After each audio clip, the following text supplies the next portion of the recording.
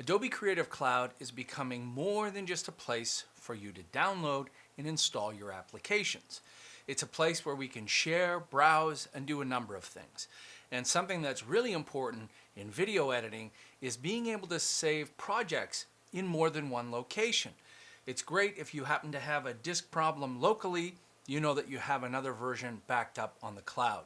Well, we now have that built into Premiere Pro CC 2014. In the preferences, tell Premiere Pro to automatically send it to the cloud, and everything is going to be wonderful. Let's go take a look. So in our preferences, which is in the edit menu on Windows and in the Premiere Pro menu on the Mac, you can see a setting for auto save. And we allow you to automatically save projects. This is locally, automatically save every however many minutes, and a maximum of projects. This is the new thing right here. Save backup projects to Creative Cloud. Once that's selected, click OK, and now every time you see the saving project come up, it's saving to that location. Now if you have giant projects, many megabytes or a gigabyte or so, that's a big project. That's obviously going to take a little bit longer. But for a lot of us, this is going to work perfectly. So I don't have to do anything now. The backups are just going to occur on the increment time that I had saved. You might be wondering where those files are. Well, you can get to your Creative Cloud files in two ways. You can get to them locally, and you can also get to them through the web. Let's go look at them locally first.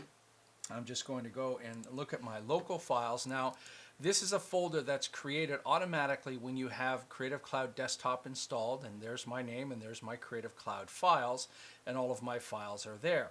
It automatically creates a Premiere Pro folder for you, and when I open that up, that's the version that I'm using. Open that up.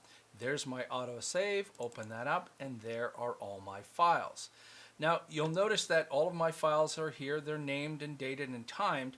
I want to point out this one here that says conflicted copy from ZBook on 2014-8/19. Now, this is an indication that the system wasn't completely clear on which version should be saved. And that was because I had this opened up on two separate systems. Probably not a good idea. And it wasn't really sure which one was the conflicted one because it was syncing on one but being edited on the other.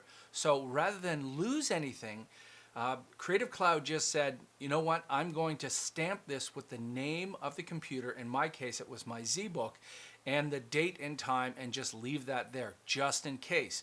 We'll default on too many versions just in case. So if I come back later and I realize, oh no, that project has now been saved over top of that, I don't need it, I can delete that. That's not a problem.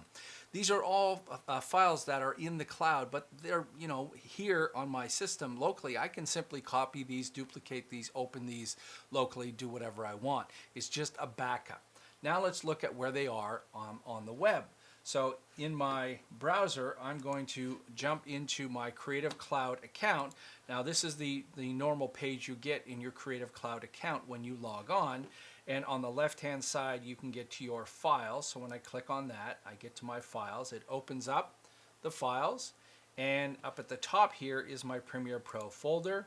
I'll click on that, open up 8, open up autosave, and there are the files there. And I could go to any one of those, and I can send a link, move it, rename it, archive it.